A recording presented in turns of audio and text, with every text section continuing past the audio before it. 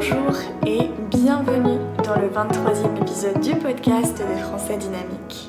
Le podcast qui va t'aider à améliorer ton français sans même te rendre compte. Je m'appelle Agathe, je suis professeure de français passionnée et dans l'épisode d'aujourd'hui, je vais te parler d'amour. La Saint-Valentin approche et je voulais voir avec toi pourquoi est-ce qu'on dit que le français est la langue de l'amour. Donc dans cet épisode spécial pour la Saint-Valentin, on va parler d'un mythe bien connu. Le français serait la langue la plus romantique au monde. Mais est-ce que c'est vraiment le cas ?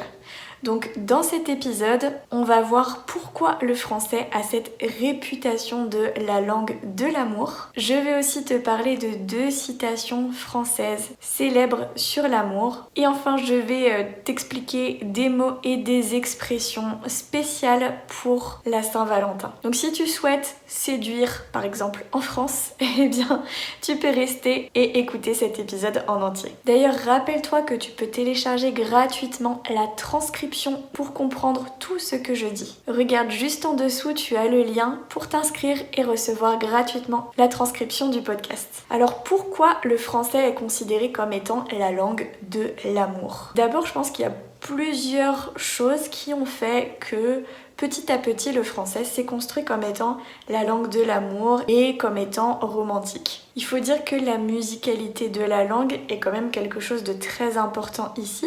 Le français a quand même une prononciation qui est fluide et assez chantante. Il n'y a pas de son dur comme on pourrait par exemple avoir en allemand et du coup ça donne un rythme assez doux et mélodieux. Il y a aussi beaucoup de voyelles nasales et je pense que ça c'est assez spécifique quand même du français. Et aussi on fait les liaisons et je pense que les liaisons ça permet de fluidifier un peu notre discours et de rendre finalement la langue beaucoup plus attrayante. Je pense que c'est aussi une langue assez romantique et c'est la langue de l'amour parce que on a énormément de poètes comme Victor Hugo, Paul Verlaine ou Charles Baudelaire par exemple. Ce sont des poètes très célèbres français qui ont un peu sublimé l'amour dans ce qu'ils ont écrit. D'ailleurs, j'en profite pour te parler d'une citation de Victor Hugo qui est très très célèbre aussi sur l'amour. Aimer, c'est savoir dire je t'aime sans parler. Aimer, c'est savoir dire je t'aime sans parler. Ce qui veut dire que on peut réussir à aimer par des gestes et pas forcément par des mots. On ne dit pas forcément, mais les gestes expriment ce qu'on pense. Et je pense que dans le cinéma ou aussi dans la chanson, c'est quelque chose qui a toujours été assez présent finalement. Paris, c'est aussi la ville de l'amour parce que on la représente aussi assez romantique avec cette petite musique assez typique que tu peux imaginer dans ta tête quand on parle de Paris. Évidemment, il y a des films qui ont influencé ça, par exemple Amélie Poulain. Le fabuleux destin d'Amélie Poulain, c'est un film qui est très très célèbre et finalement ça montre Paris comme une ville assez romantique. Il y a aussi des chansons d'amour, beaucoup de chansons d'amour françaises.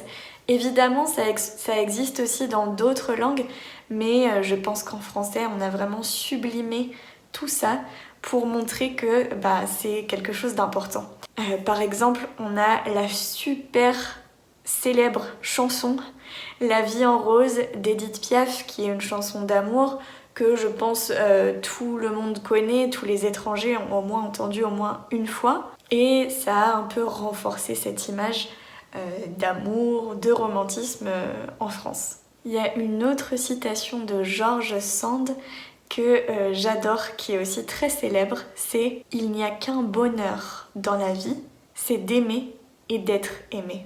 Il n'y a qu'un bonheur dans la vie, c'est d'aimer et d'être aimé. Et ça, c'est une citation de George Sand qui est aussi très connue. Alors, en français, on a certains mots qui sont assez difficiles à traduire dans d'autres langues et ce sont des mots qu'on peut utiliser dans le langage de l'amour. Par exemple, on a un coup de cœur, un coup de cœur. Alors on peut avoir un coup de cœur pour une personne, ça veut dire qu'on a vu cette personne et qu'on l'apprécie énormément, on a envie de la connaître plus, etc. Donc on peut dire j'ai eu un coup de cœur pour toi, ok ? Ça veut dire qu'on t'apprécie énormément. mais on peut aussi l'utiliser pour un objet ou pour un lieu. Si vous êtes allé à Paris pour la première fois, vous pouvez dire « j'ai eu un coup de cœur pour cette ville qui était magnifique ». Avoir un coup de cœur, c'est vraiment apprécier très très fortement quelque chose. Il y a aussi un autre mot où j'ai pas vraiment trouvé d'équivalent dans d'autres langues, c'est une amourette. Une amourette, c'est un amour qui est un peu passager, léger, qui ne reste pas longtemps. Par exemple, un adolescent, il pourrait avoir une amourette en vacances pendant ses vacances d'été. D'ailleurs, je sais pas si tu sais, c'est super intéressant, mais le mot amour, quand il est au singulier, il est au masculin. Donc par exemple, on va dire c'est un amour sincère et profond. Par contre, quand il passe au pluriel des amours, il devient féminin. Alors, c'est surtout dans le genre littéraire. Aujourd'hui, on accepte de dire des amours au masculin, mais on aime bien garder un peu cette idée de des amours au féminin quand on le met au pluriel. Donc on pourrait dire ce sont des amours sincères et profondes.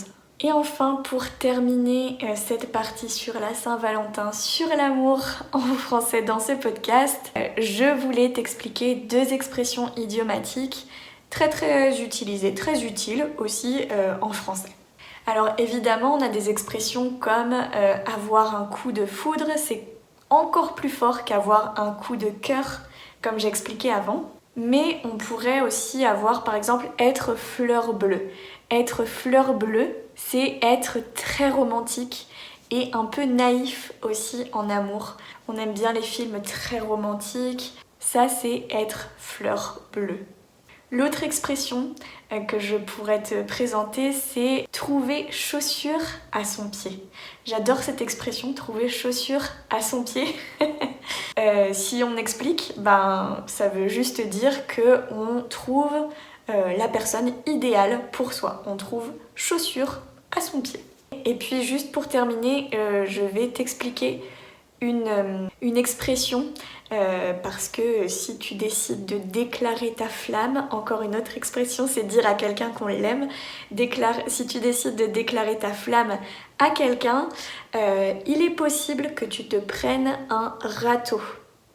Se prendre un râteau c'est l'objet qu'on utilise pour le jardinage, mais se prendre un râteau, ça veut dire qu'on a déclaré sa flamme à quelqu'un, on a dit qu'on l'aimait très fort et cette personne nous a répondu que non, elle ne voulait pas nous aimer en retour, en tout cas elle ne voulait pas être en couple ou elle ne voulait pas nous aimer, elle n'est pas amoureuse de nous.